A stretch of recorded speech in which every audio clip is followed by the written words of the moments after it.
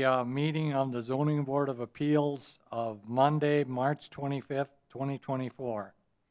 First item of business is approval of the report from the January 18th, 2024 Zoning Board of Appeals meeting. I so move for approval of those as presented.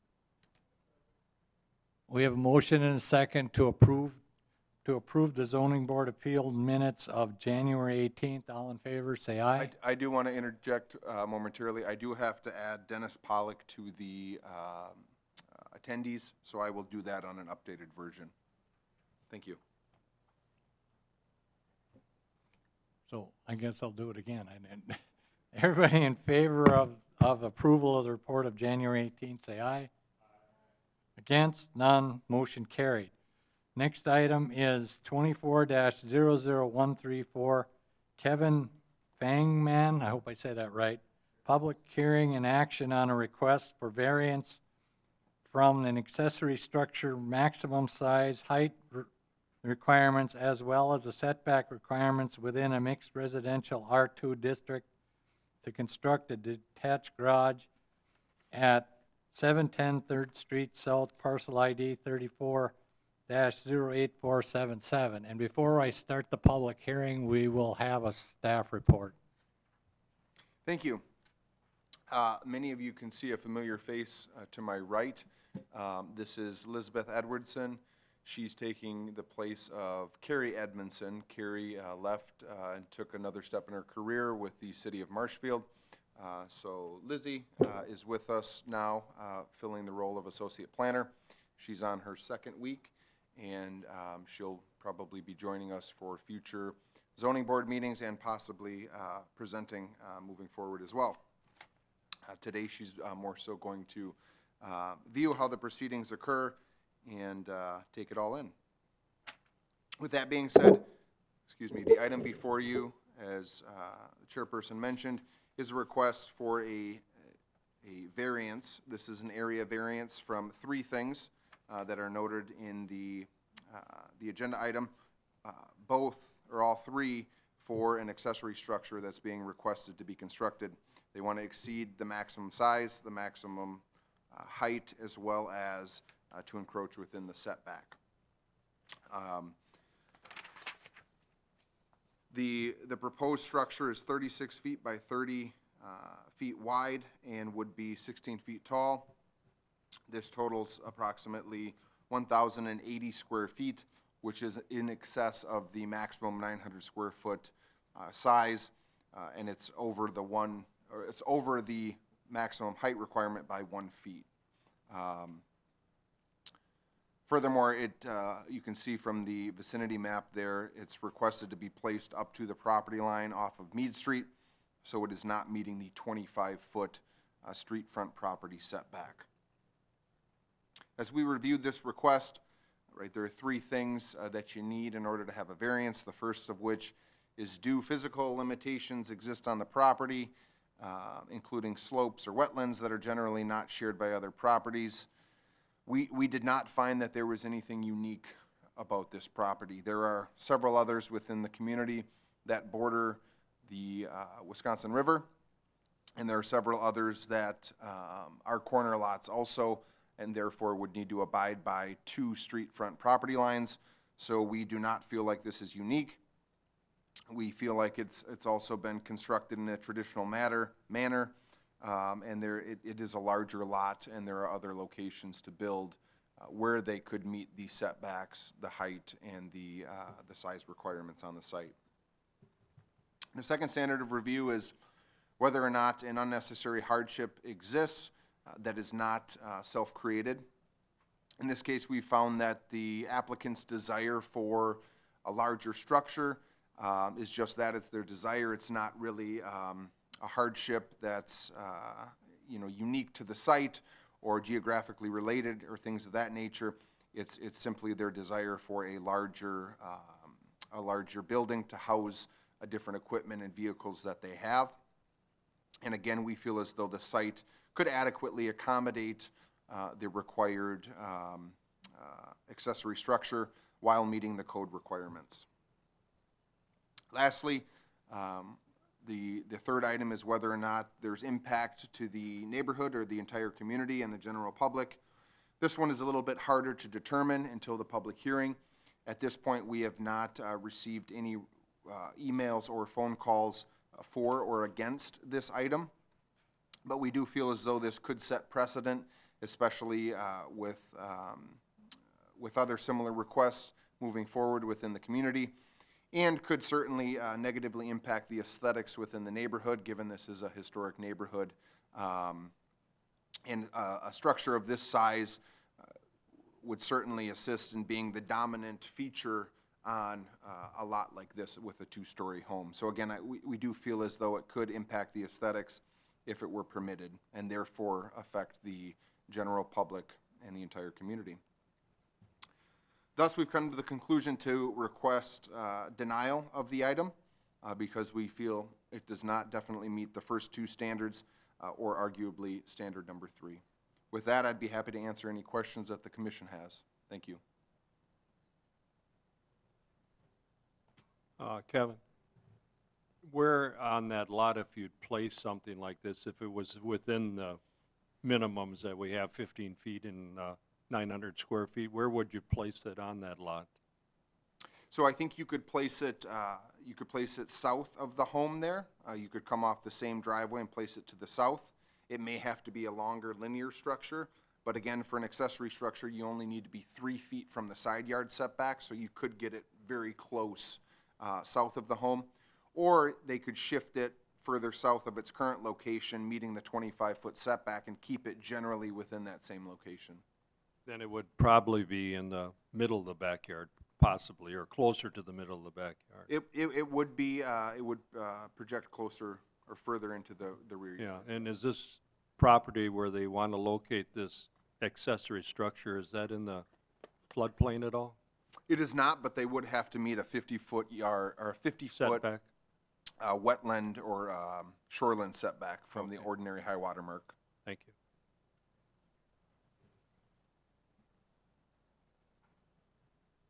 Any other questions of, Kyle, I think, I drove by there and I do notice quite a slope in the back. You said there was no slope. Is that the reasoning why it has to be up closer, is because of that slope? It's easier to build, or? We didn't identify that the slope was uncharacteristic or unique, especially when comparing it to the surrounding properties adjacent. okay, any other questions? Otherwise, I will start the public hearing. I'm going to ask 3 times for anybody here that's in favor of this request, and then I'll ask 3 times anybody here who's against this request. So I'll start now. Is there anybody here that's in favor of this request? Please come to the podium and state your name. Hello?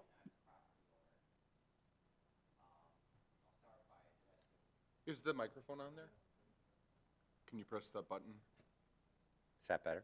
Oh, Yes, thank great. you. Sorry about that. I'll start by addressing the concerns regarding the slope, and to be more accurate, the building doesn't square to the compass. The corners of the building are more square to the compass. So if we're talking about the south side of the building, it's actually, if you're standing on 3rd Street facing the building, it's actually the corner of the house to your left.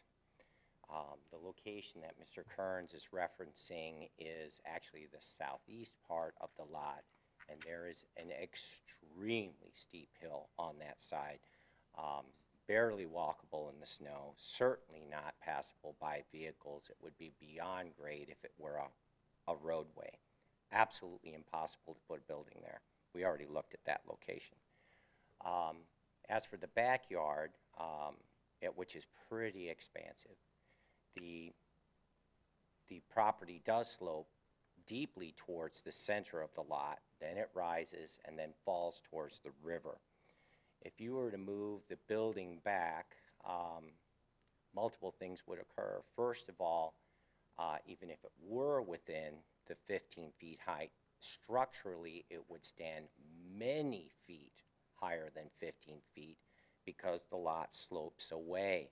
So on the front end of the building, which would face Second Street and Mead Street, the building would be at curb height, but by the time you got that far back to the back of the building, if it were 30 feet deep, even if it was a 30 by 30 building, it would be nearly a story above the ground, would be where the surface, the garage surface would be, which would make it a very imposing structure.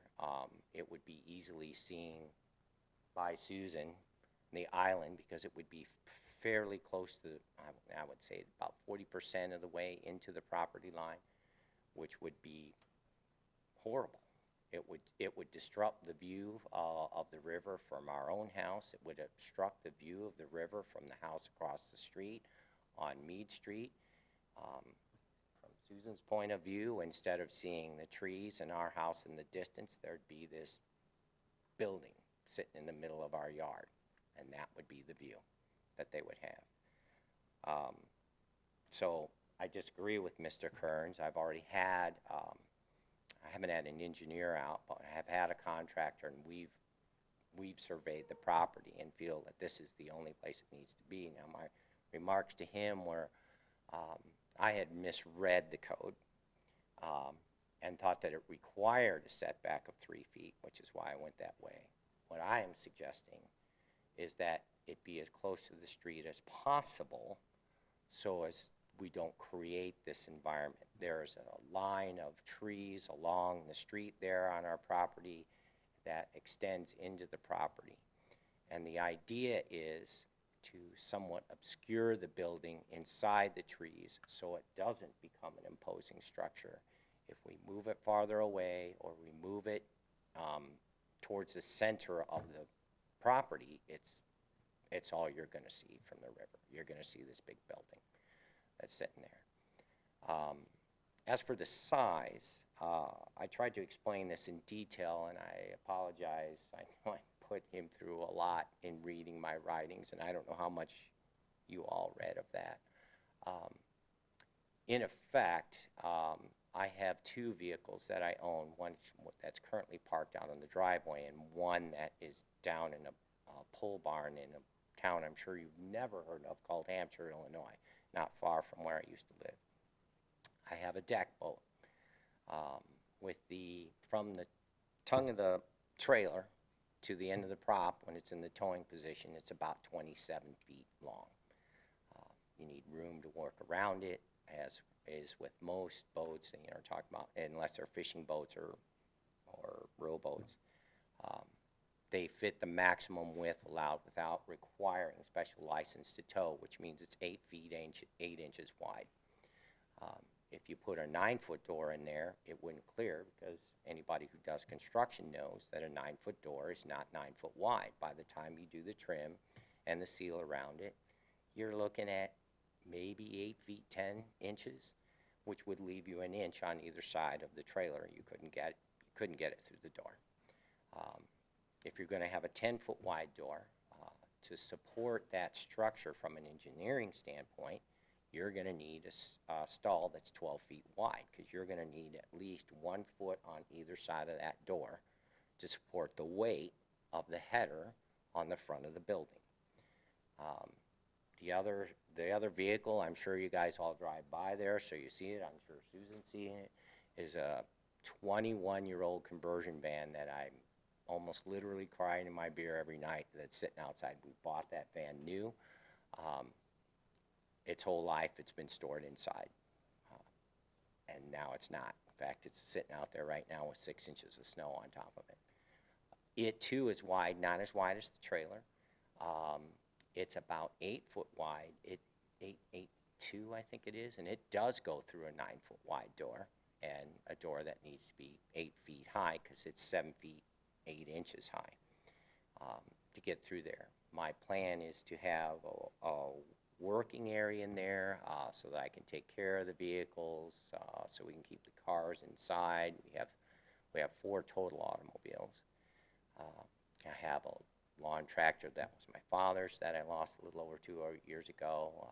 A a lot of his garden equipment. I plan to try and bring the yard back is where I'm at. So that's, to get to the depth we need, that's the 30 feet. And I think, I don't know if you misread or I misheard what you were talking about, but that we're not talking about 36 feet deep.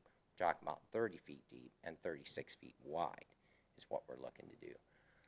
So the middle stall would be for this van with a workbench behind, and the other stall would be for the things that a lot of people would keep if you stay on the river and you have an active family, have children and grandchildren that are going to come and visit. And, you know, we have paddle boat and kayaks and canoes and other various flotation of devices along with the garden equipment. So that's the square footage requirement. As for the aesthetics, I started out designing a structure that met the needs of my family. I did that after I was convinced, after we had gotten a signed contract on the house, we knew we were going to be purchasing it, and I'm sitting in my house in Illinois, and what I drew was a bridged portico over the back driveway with a building underneath it, and a 3-season room on top of it. And I'm looking at the drawings, and I'm looking at what I put together, and I'm like, this is going to be fabulous. This is going to be exactly what we're looking for. But then I got here, and I noticed, when I came and did this showing, I was concentrating on the house we were buying. I noticed the neighborhood. You know, it took a while, and I'm standing in the family room looking out the window where this thing would be, and from our house, it looked great. But when I walked across the street, walked across Meade Street, and was standing on the public sidewalk that was there, I realized it would be a mistake, because it would be just white building almost all the way down that street. It would completely destroy the view of the river for anybody who was across Meade Street. I can't do that.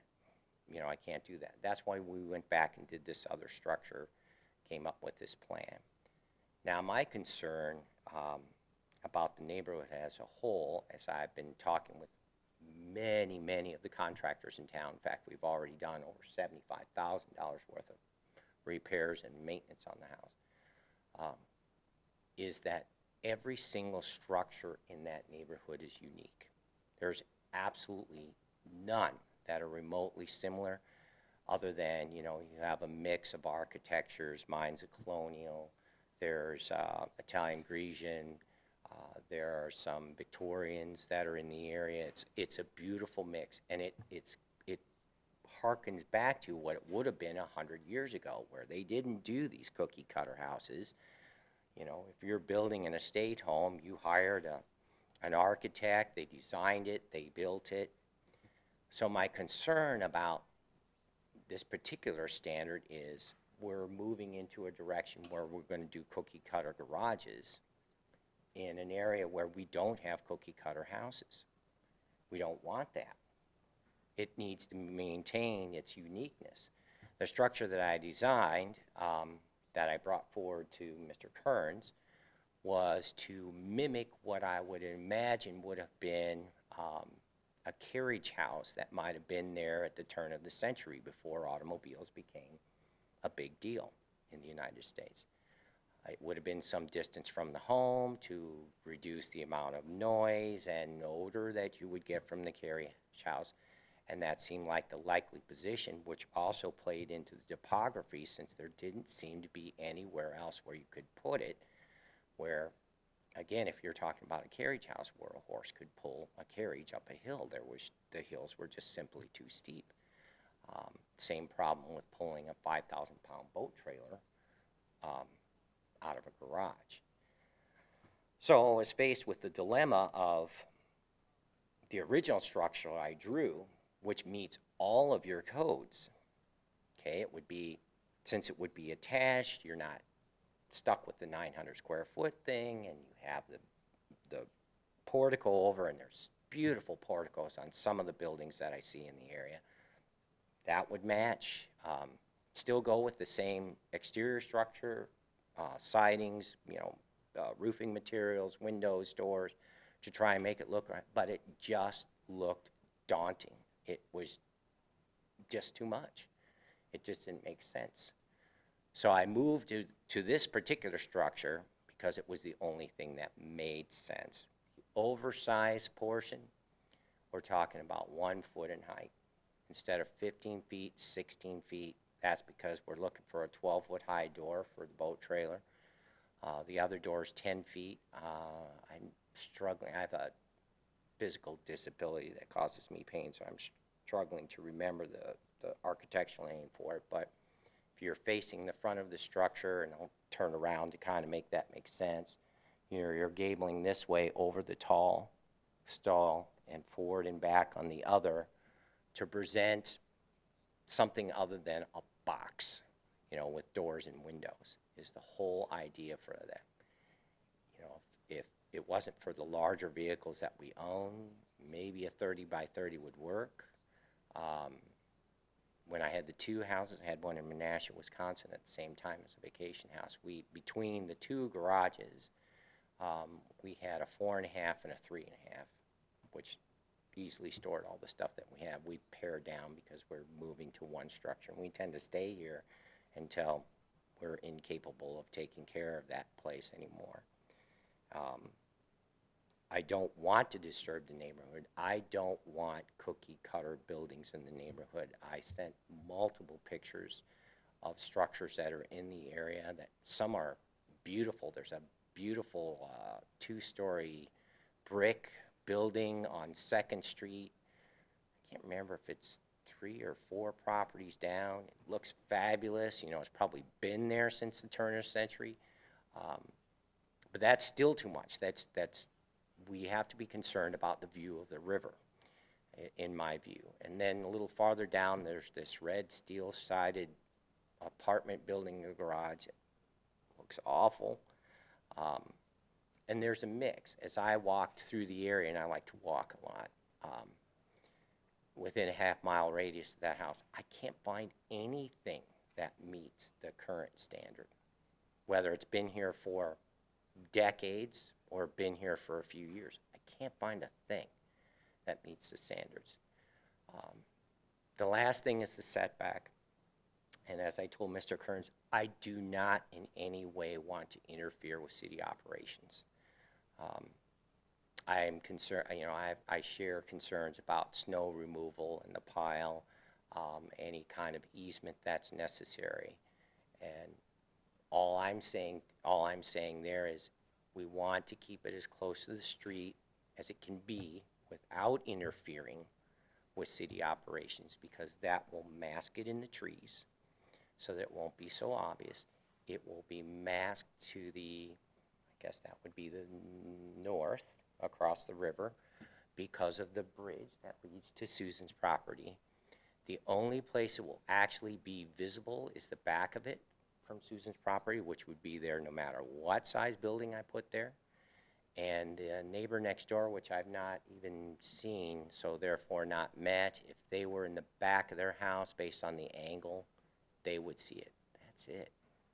That's the whole idea, is to build something that looks like it belongs there, not a cookie cutter stamp, and try and hide it, if you will, using the nature surrounding it. Don't move it down into the hill so that it stands up, I don't even know how far, 30 feet by the time you get to the bottom of the hill. If you're doing a 15-foot peak, it would just be horrendous, a horrendous view. Does anybody have any questions for me? Yes. Mm-hmm. Mm-hmm. No. Unfortunately, I didn't have a tool that could draw on the PDF, so I'm using a mouse and trying to draw the picture, and it doesn't. The building itself, if you measured along there, which we have, there is if you're standing on Mead Street facing that opening in the trees, there is a set of utility boxes on the left, and there is a large tree on the right. It would fit between them. And to make the stalls wide enough to get larger, wider vehicles through the doors. And then it would, extend 30 feet back, making the inside, because we do 2x6 construction, it's making the inside depth about 29 feet, which would give me 1 foot on either end of that boat to get around it, and space between the van and the workbench in the back, without crowding it. Yes, I've got I've got a question. sure. It seems to me the only reason you can't meet the city ordinances is because of the size of your equipment. Not exactly true. You're accurate. The biggest problem is a boat. Most boats are long. If you get a tri-tune or a pontoon boat, the tongue of the trailer is even longer because it's kind of hard to describe. I don't know. Please forgive me. I don't mean to make anybody seem ignorant, but if you have a tapered bow on a boat like this, so like you're looking down on it, and you have a towing vehicle like this, you have a long swing because the bow tapers away from the tail end of the towing vehicle. So the tongue doesn't have to be that long. As soon as you square the bow of that boat, like a pontoon or a tri-tune, you can't be that close anymore because you have to come in contact with it. So the tongue has to be longer. So if you were to take a boat like mine, that's 23 feet 1 inches long, and you got a 23 foot long tri-tune or pontoon, you need an even longer space because the tongue of the trailer would have to be much longer so that the towing vehicle and the trailer would not collide. The van itself is under 18 feet long. If you subtract a foot loss for the walls, now you're up to about 19 feet. 30 inches for depth of a workbench, now you're at 21 and a half feet. That leaves you a total of 9 feet on either end of the van. So say 3 feet in the front and 6 behind, so that you have space between it and the workbench to go. The other stall is more of a, I'll call it a calculated guess on storage based on doing this storage before in 2 other garages, because as we said, we had 2 houses before and sold them both to come here. Things like a paddle boat don't seem so huge until you realize that it's 8 feet long and 5.5 feet across and weighs 123 pounds. Kayaks are over 9 feet long. Canoes, if they're 3-person, are over 12 feet long. It takes up a lot of space, a lot of floor space. You can hang some of that stuff, which is part of the plan. But things like, John Deere X310 lawn tractor, which I'm really going to need to bring that lawn back into shape, is over 8 feet long and is almost 6 feet wide with the mowing attachment and the bagging attachment on it. So it's just a lot of equipment. Does that answer your question? Oh, I'm sorry, I forgot the last part. So, That, yeah, I forgot the last. it's basic. I just wanted to, basically I said because of what equipment you have, that's why you want to go beyond the city ordinances. Well, I failed to answer the last part of your question, which is I have a physical disability that even just standing in this room, I'm experiencing what is, by brain scan, a migraine level headache. I have it all the time. It's worsened by physical activity and stress.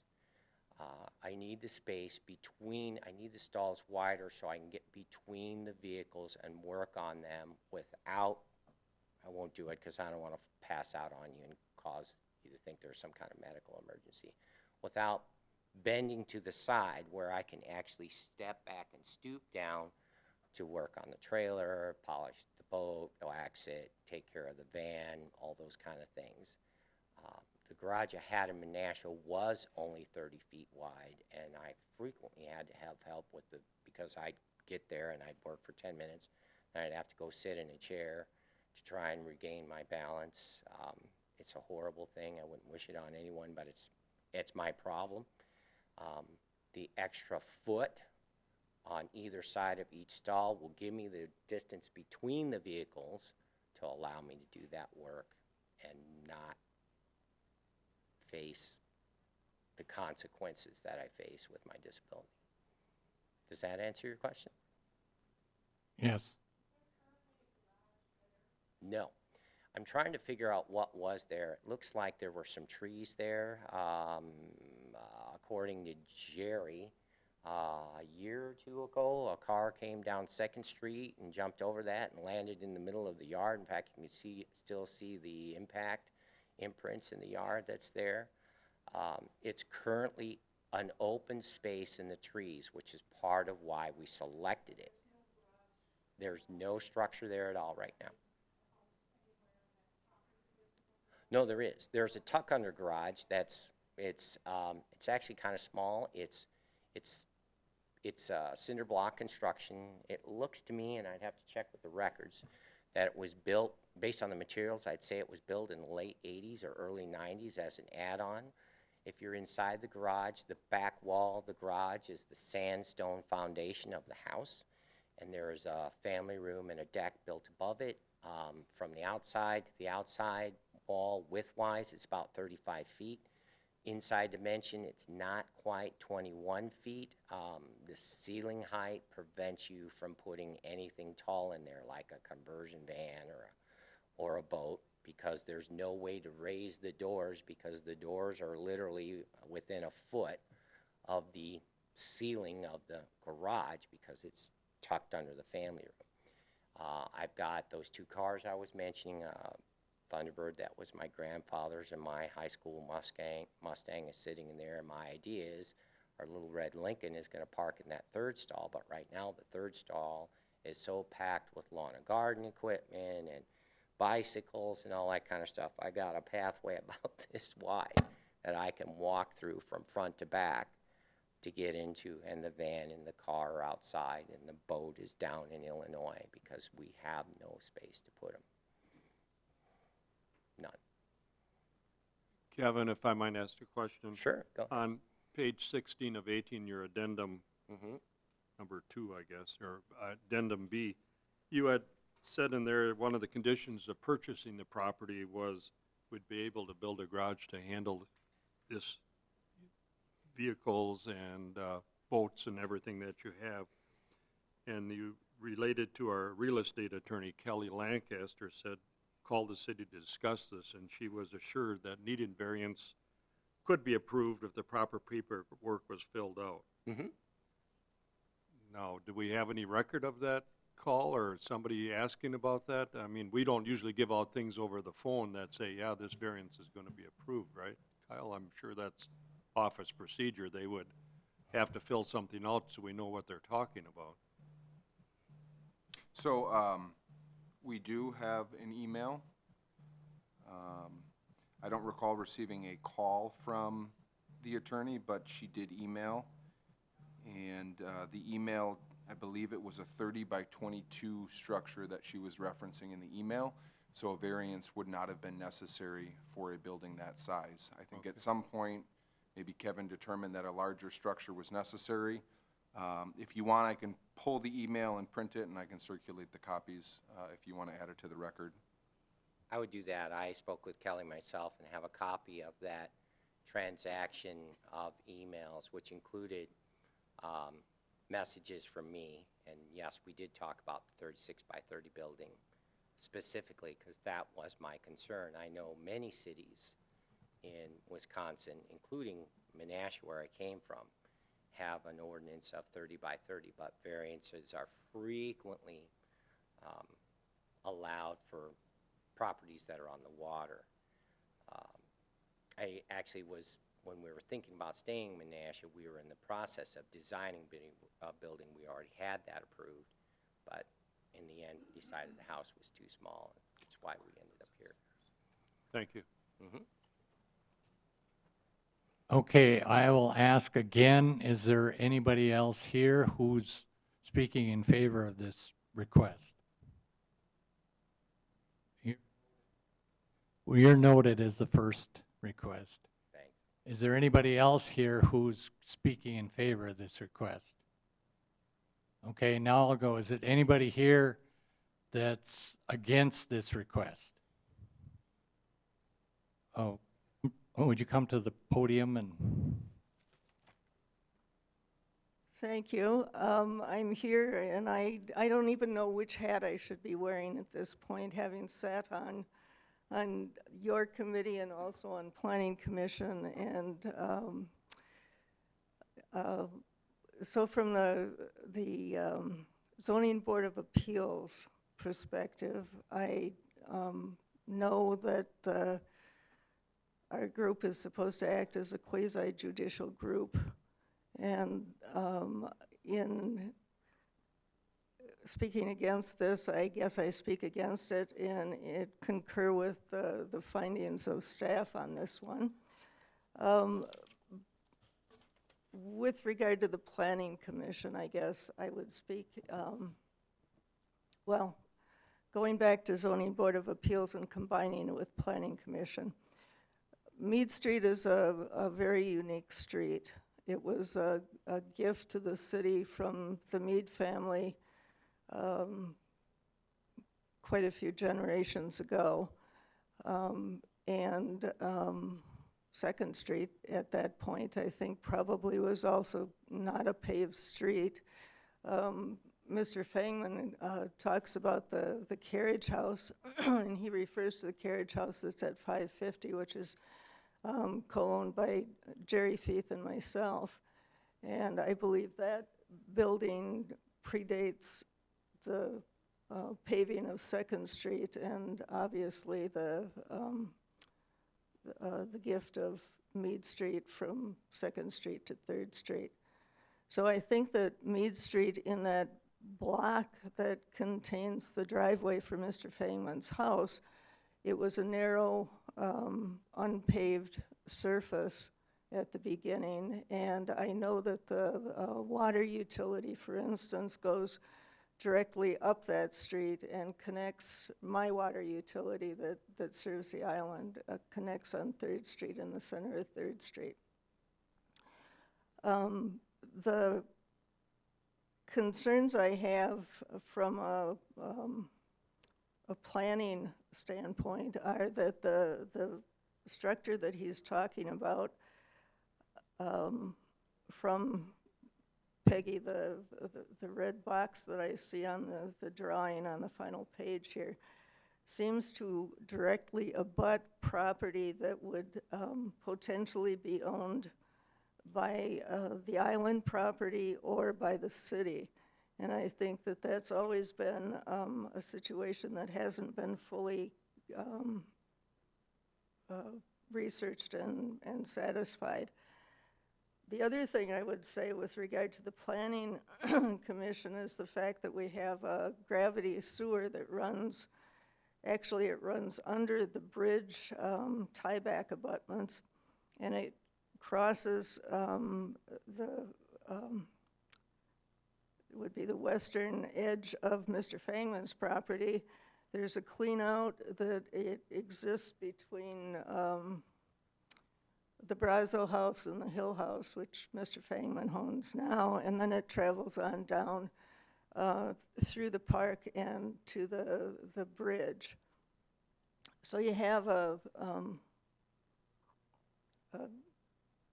access point which has been available for, I don't know, going on 100 years, 80 years, which if Mr. Fangman were to put a building in that particular spot would obstruct city access to the extension of that sewer line that goes all the way over to the Riverview Expressway Bridge. The other things that concern me as a person and as an adjacent neighbor would be the excessive height and footprint of the structure, not to mention the fact that it would directly abut, almost as if it had a common wall, to the bridge abutment which extends out into that area, which would be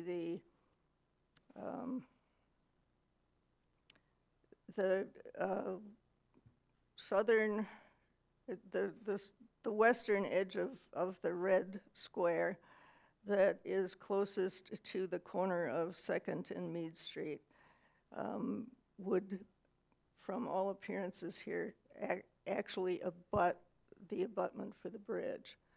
So for a whole combination of reasons here, aesthetic, planning, the fact that the building would be right on the lot line, I completely object to its location. Mr. Fangman obviously has the ability and the area to either affix it to his three-stall garage that exists, or at least to put it in that area closer to his house if he so wished. I don't see the hardship here, nor do I see the advisability, I guess, of approving variances that violate so many of the various ordinances that we have on the books and would create potential problems in the future for the city, aesthetic problems with regard to viewpoint as a neighbor, access as it relates to the area that is in front of the space that enters the bridge to the island. So do you have any questions of me? Susan, No. with what Kevin said before, you'd be more willing to put up with a monstrosity. It's within the zoning than you would with what's going to go here that would not be a monstrosity. Well, I don't see any reason to violate the ordinances that we have. There's no hardship. It obviously would violate the abutment to the lot line and sit right on the back edge of the bridge abutment, not to mention the fact of the complication that it makes for the sewer line that goes through there. Thank you. Anybody? Just a question in between here. Kyle, why weren't we made aware of where these clean-out lines and all this stuff goes? And, you know, in making our decision, it also would help if we knew all that stuff, if they were drawn on the map here. Typically, utilities aren't as concerning when it comes to, especially those located in the public right-of-way. If you want to see the utilities within the vicinity, I can turn the utility layer on and get it up on the map, though. Sure. I'm going to let the chairperson do the calls for those against, but then I can pull it up after the public hearing. Okay, I was a city engineer like 9 years ago, and that section of sewer is in there, I think the correct word is proprietary. The city doesn't really have right-of-way, but the sewer was put in there, and they're allowed to maintain it. So, yeah, show the location. And I'll ask again, who's here against it? And the third and final time, I'll ask again, who's here against it? Okay, now I'll close the public hearing and turn it over to the zoning board. Chairman, there is Anita Whetstone is on. Anita, did you wish to comment at all during the public hearing? Can you hear me? Yes, we can hear you. Can you? Okay. I just wondered what the timeline of construction would be if it is approved, how long the build-out would be.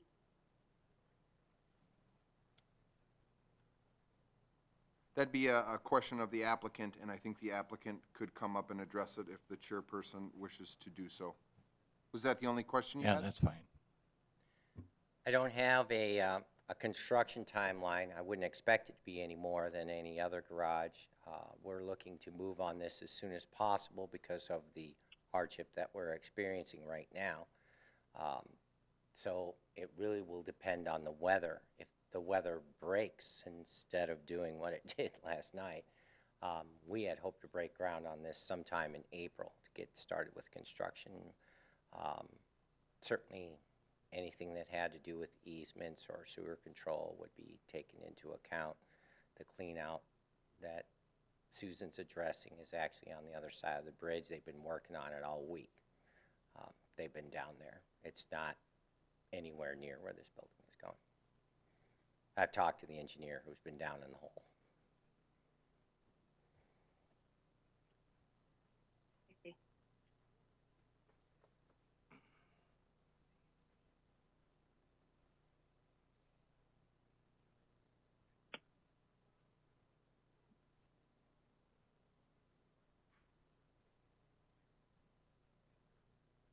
Is there any other questions from the zoning board of appeals? I guess we'll wait until we see where the sewer is on there before we call for a motion.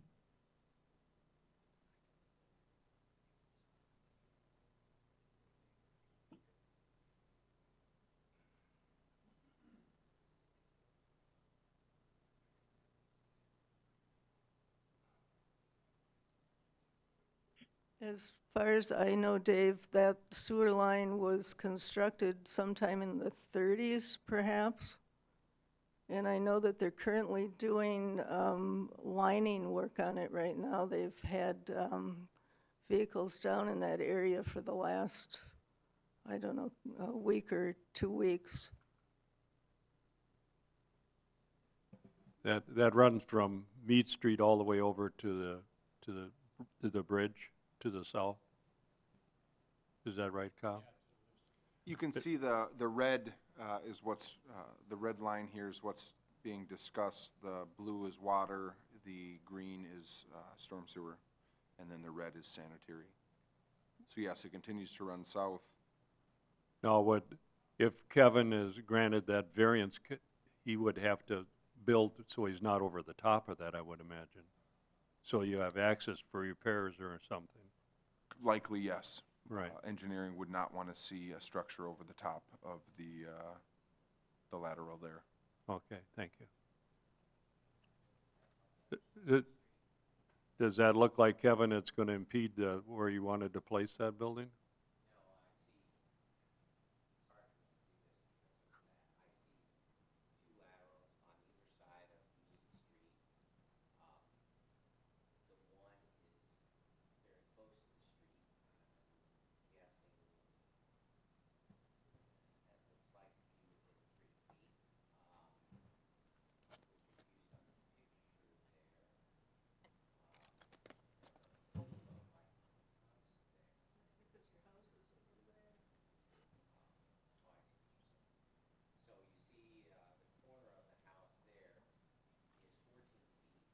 Mr. Fangman, could you talk into the microphone just so that we can all see? I know it might be a little difficult there. The corner of the garage structure, which is the one closest to the lateral, is the same distance we're proposing after we learned of what Mr. Kern said to be from the street. The garage would not cross over the lateral. The driveway would cross over the lateral, as does the existing driveway to the existing garage. Right. So there's no concern there. And the clean out that they're working on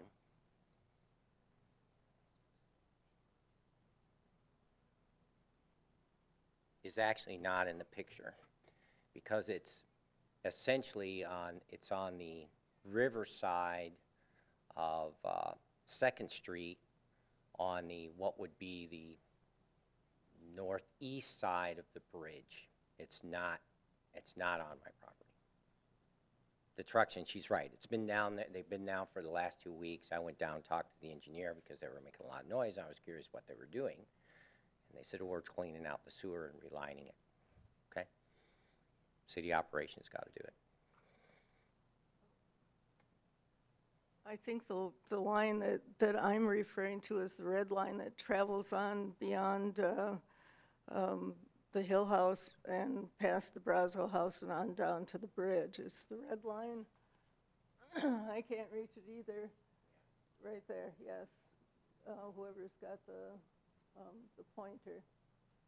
And the next clean out is at the corner, the juncture of Anita's property and Mr. Fangman's property.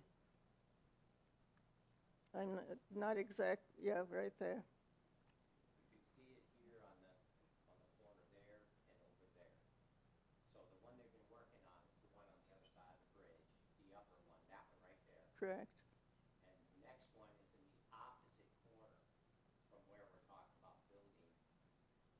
So it's all the way down here, and we're talking about putting the building. That's correct, but the access point to that next cleanout goes through your backyard, and if you look at the built-up area, actually, the other point is, there's a built-up area there that was a ramp for staging a trailer by a previous owner.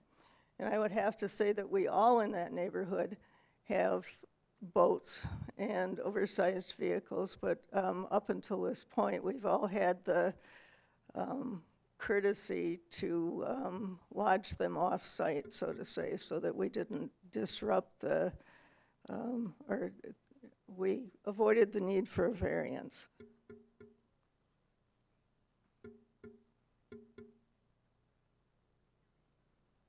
If there isn't any other questions, I would entertain a motion by the zoning board of appeals.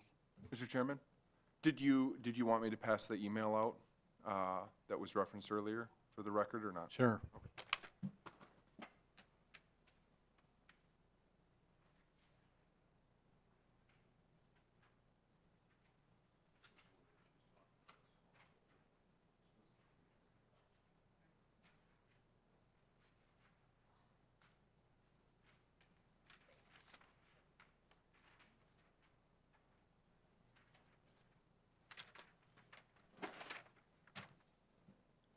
Mike had questioned previously, Mr. Hittner had questioned previously, any correspondence with the attorney that was referenced.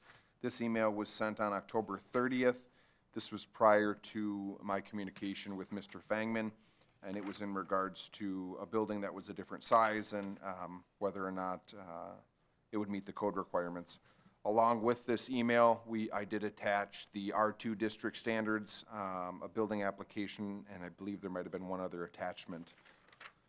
Thereafter, Mr. Fangman had reached out to me about the variance process, and I do have several emails and a couple phone calls we had to correspond about this process, the variance and the application. I don't see anything here about garage dimensions, other than If you look on the back page, the attorney, Mrs., I think it's a woman, Lancaster indicates a 30 by 22 foot accessory building. And she's questioning the setbacks. I have just one more point, if I may. Sure, go ahead. In the end, either way, by code or not, or with the variance, we'll build the structure or structures we need. Your code allows for 2 buildings up to 900 square feet. We talked about that. We, again, ruled it out because we didn't want to intrude on the space. I'm attempting to make this as aesthetically pleasing as possible by doing it this way. So I guess before you all decide what you want to do on this variance, I will make this one very simple point. We will build enough space for what we need.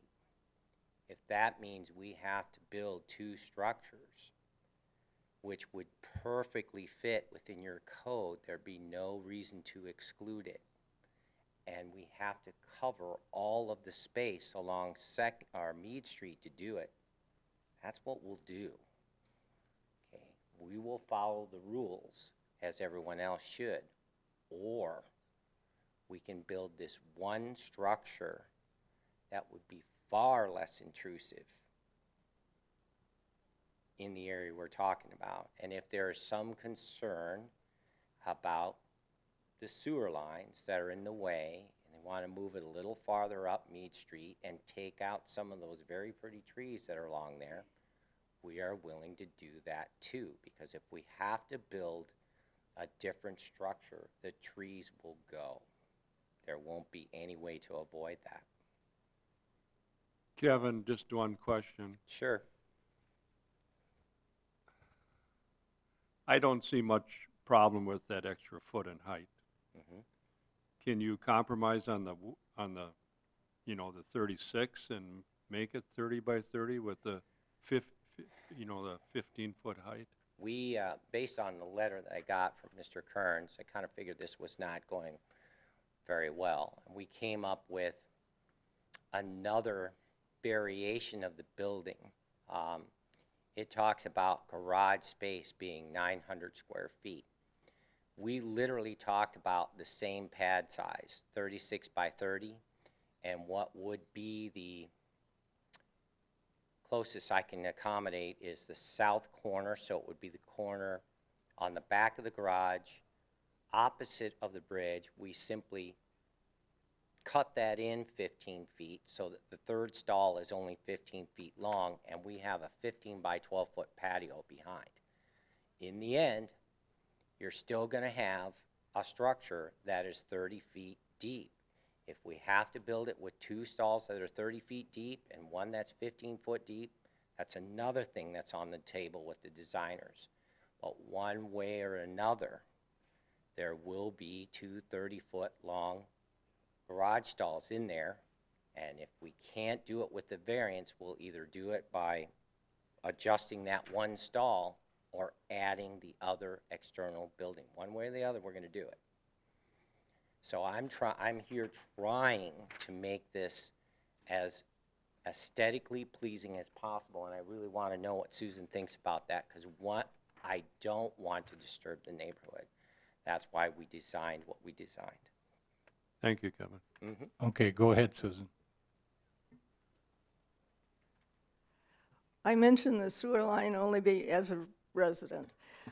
From a standpoint of the other issues, I am very concerned and would continue to be concerned with regard to the abutment of this building on the bridge structure.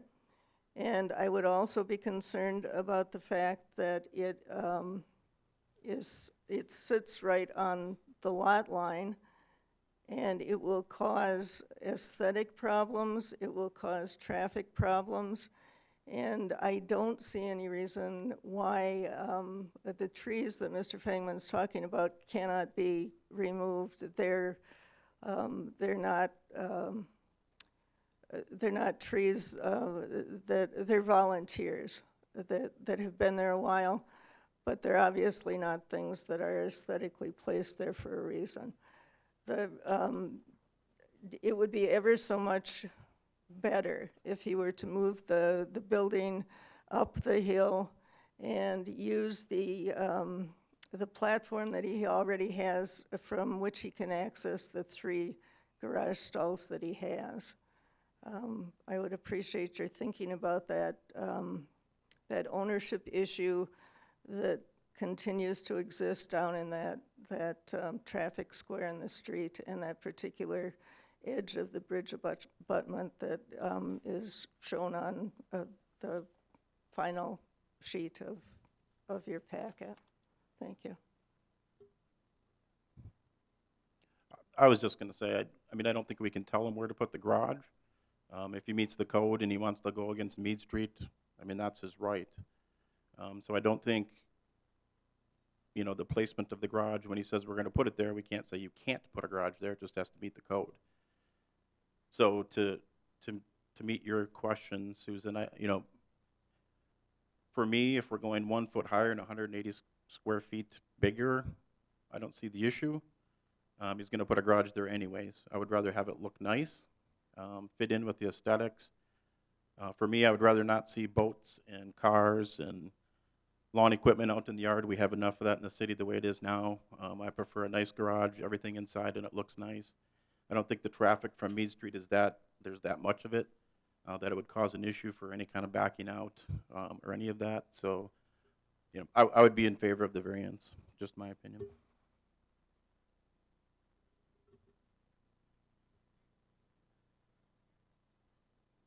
Mr. Chairman, I would move that the variance be granted as requested. Is there a second? Second? There's a motion and a second to grant the variance. I'll do a roll call vote. Mike Hittner, Aye. Bruce? Michael? Aye. Peggy? Denied. And I vote no based that I don't believe it meets the requirements for a variance as per state statutes. So the motion is denied 3-2.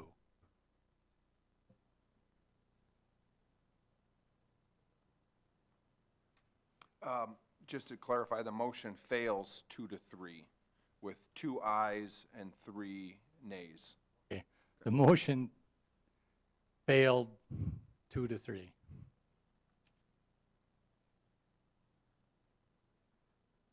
Okay, the last item on the agenda is adjournment.